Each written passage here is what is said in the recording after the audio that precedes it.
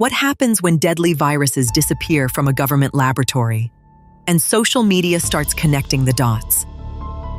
Recently, reports emerged from Australia that hundreds of virus samples went missing from a laboratory freezer.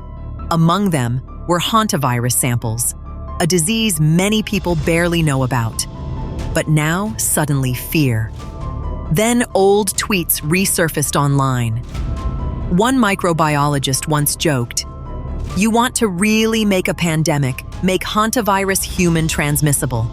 Another user posted years ago, 2023. Corona ended 2026. Hantavirus. To some people, those posts looked suspicious. To others, they sounded like predictions. And now many are asking, was hantavirus planned? Is this another engineered pandemic, or are fear and misinformation moving faster than science? Tonight, we break down the facts, the history, the science, and the truth behind the hantavirus panic. What exactly is hantavirus? Hantavirus is not new. It is a family of viruses carried mainly by rodents, especially rats and mice. Humans usually become infected after breathing in tiny airborne particles from rodent urine, saliva, droppings, or nesting materials. Scientists have studied hantaviruses for decades. The disease first drew global attention during the Korean War in the 1950s, when thousands of soldiers developed a mysterious hemorrhagic fever later linked to hantaviruses. Then in 1993, another major outbreak occurred in the Four Corners region of the United States, where Arizona, New Mexico, Colorado, and Utah meet. Researchers identified a new strain called sin nombre virus. That outbreak changed public health forever. Since then, virologists around the world have spent more than 30 years studying hantaviruses, tracing their animal hosts, improving testing systems, and teaching the public how to avoid infection.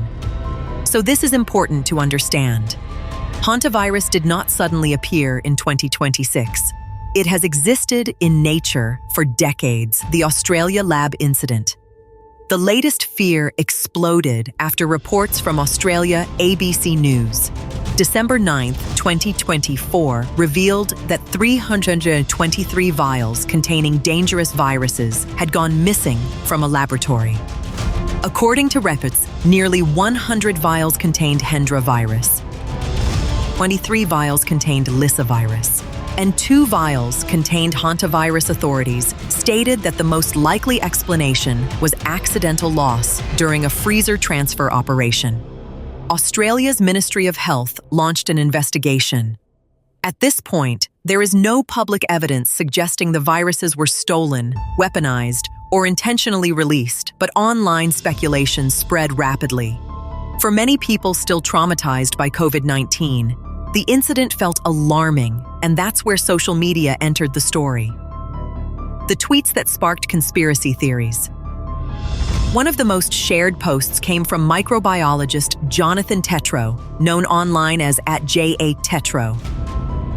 Back in 2012, he posted, "Overheard behind me while watching Neshwuch H5N1 NAS workshop today. You want to really make a pandemic, make hantavirus human transmissible." For some users, this looked terrifying, but context matters. The post was discussing a hypothetical scientific concern, not announcing a plan. Scientists often talk about what-if scenarios to understand possible risks before they happen. Another viral post came from another Twitter user, a soothsayer, who wrote in 2022. 2023, Corona ended. 2026, hantavirus. Because the date appeared close to current fears, many online users interpreted it as proof of foreknowledge. But predictions about future outbreaks are extremely common online, especially after COVID-19 changed how people think about pandemics. The key question is not whether someone guessed something online. The real question is, what does the science actually say? Can hantavirus spread between humans? This is where official health agencies have been very consistent for decades. Since the 1990s, public health organizations around the world have repeatedly stated that most hantaviruses are not spread from person to person.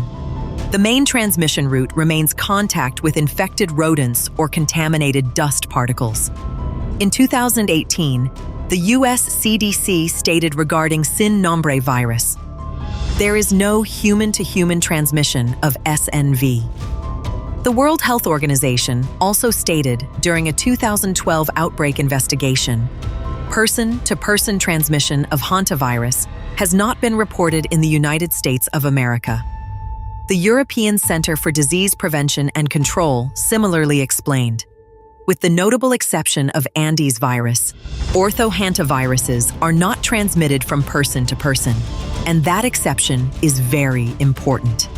A rare South American strain called Andes virus has shown limited human-to-human transmission in very close contact situations.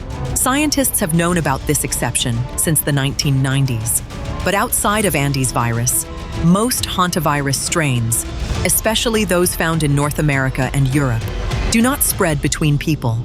That distinction has remained part of official public health guidance for decades. Why people are afraid.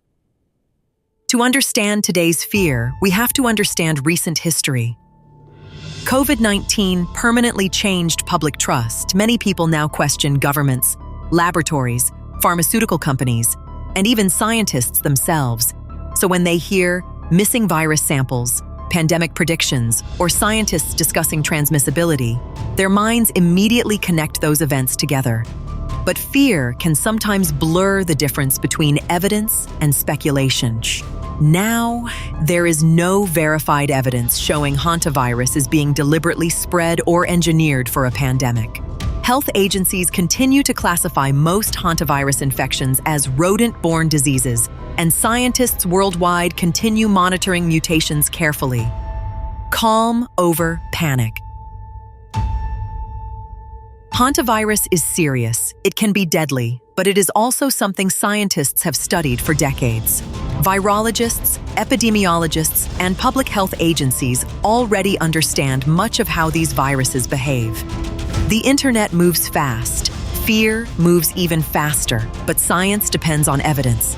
And at this moment, the evidence still points to hantavirus being primarily a rodent-transmitted disease, not a globally engineered human pandemic. That doesn't mean people should ignore risks. It means people should separate verified facts from viral assumptions, because in moments of fear, accurate information matters more than ever. What do you think are people right to be suspicious? Or is social media creating panic from coincidence and fear? Drop your thoughts in the comments below. And if you want more deep investigations into global events, science, and hidden narratives, subscribe and turn on notifications because the next story is already unfolding.